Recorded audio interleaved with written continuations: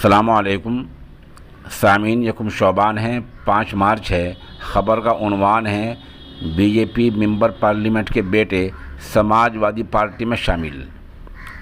आपको बतला दें कि कई दिन पहले मेंबर पार्लियामेंट रीता बहुगुणा जोशी के बेटे मयंक जोशी ने समाजवादी पार्टी के चीफ अखिलेश यादव से मुलाकात की थी।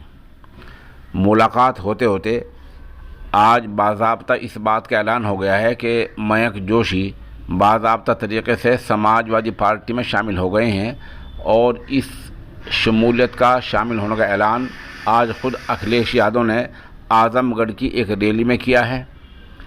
और इसी रैली के मंच पर, इस स्टेज पर मयंक जोशी का इस्तकबाल किया गया है। मौके की तस्वीर में आप देख सकते हैं कि हालात किस तरह के हैं। ये वही मयंक जोशी हैं जिनके लिए उनकी वालदा रीता बहुगुणा ने बीजेपी से टिकट हासिल करने के लिए सब कुछ दांव पर लगा दिया था। यहाँ तक कह दिया था कि मैं अपनी सीट छोड़ सकती हूँ, मेरे बेटे को टिकट मिल जाए, लेकिन बीजेपी ने उन्हें कहीं से भी टिकट नहीं दिया।